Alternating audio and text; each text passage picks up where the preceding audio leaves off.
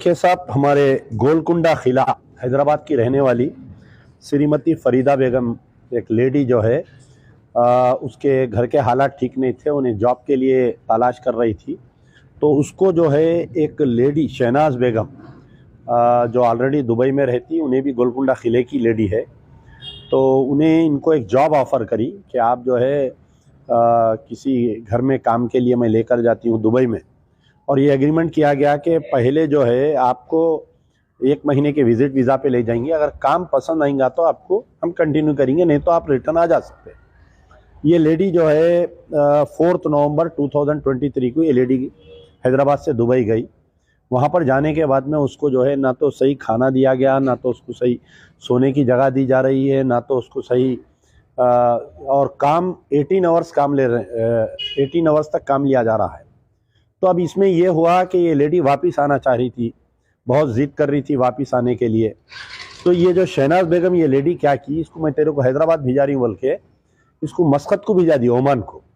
अब वहाँ पर मस्कत जाने के बाद में ये मालूम हुआ कि उन्हें वहाँ बीमार पड़ गई, उसको बुखार आने लगा। जब उसको हॉस्पिटल लेकर गए तो वॉमिटिंग, ब्लड वॉमिटिंग हो रही, उसके किडनी से इन्फेक्शन आ गया, उसको किडनी फेल होने के भी चांसेस है उसके, और उसको जो है डायलिसिस की ज़रूरत है बोल के भी बोल रहे हैं वहाँ पर डॉक्टर्स। अब ये लेडी वापस आना चाह रही, तो उसका जो मस्कत ओमान का जो मैन पावर कंसल्टेंसी बोलिए या जो भी कफील है, उन्हें ये बोल रहा कि उन्हें ये मांग कर रहा कि 2.5 लाख रुपए दियो, मैं तेरे को छोड़ता हूँ। तो सबसे पहले तो देखिए मुसलसल 8 साल 10 साल से हम ये केसेस में काम कर रहे हैं। इसमें यह है कि जो ह्यूमन ट्रैफिकिंग केसेस हो रहे हैं ज़्यादातर जो है ओल्ड सिटी में हो रहे हैं और मुस्लिम कम्युनिटी में हो रहे हैं। तो पहले तो कोई स्ट्रिगनेंट लॉस नहीं है इसमें। हम बारहा पुरानी बीआरएस की गवर्नमेंट को हम बोलते रहे कि स्ट्रिगनेंट लॉस बनाओ। एजेंट्स का ऐसा है, आज सुबह में उसको अरेस्ट करो, शाम में बेल पे आ जा रहा उन्हें। दूसरी चीज़ जो है कि ये पावर्टी की तरफ से, तो साबिक़ा की जो 9 साल बीआरएस की गवर्नमेंट थी, ये गवर्नमेंट नहीं करी काम, ये वो नहीं करने की वजह से जो है केसेस में इजाफा आते गया।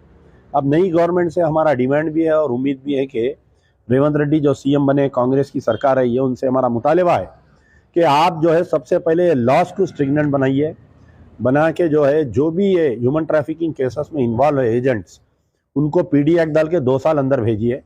दूसरी चीज़ सेल्फ हेल्प ग्रुप बना के ख़वातीन में जो है टेक्निकल कोर्सेज स्टार्ट करिए, इनको कुछ काम सिखाइए ताकि ये जो है अपने पैरों पे खड़े हो सके और ये ह्यूमन ट्रैफिकिंग केसेस पे जो है ये इजाफा ना हो। तीसरी चीज़, ज़्यादातर क्योंकि मुस्लिम कम्युनिटी से ये केसेस रिपोर्ट हो रही, तो हमारे पूरे मुस्लिम कम्युनिटी के रिलीजियस नॉन पॉलिटिकल और रिलीजियस लीडर से मेरी गुजारिश है कि आप भी इस पर बात करिए। हुकूमत और सरकारें पॉलिसीज आने से, पुलिस से कुछ नहीं होता, हम खुद बात करना चाहिए। इतने केसेस रिपोर्ट हो रहे हैं, इतने केसेस रिपोर्ट हो रहे हैं, लेकिन केसेस में कमी नहीं आ रही, क्योंकि अब तक हम कई ख़वातीन को पूरे गल्फ़ कंट्रीज़ में, कुवैत में, अलग अलग जगह से हम रेस्क्यू करा के मंगाए हैं हम।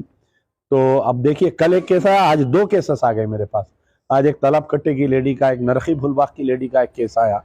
तो इसमें जो है कि नई सरकार से हमारा मुतालिबा है कि लॉस को स्ट्रिगनेंट करिए, सेल्फ हेल्प ग्रुप बनाकर उनको बिला सूदी लोन दीजिए उनको, और आपके कम्युनिटी के एल्डर्स से भी है कि आप इस मौजू को गौर से सोचिए।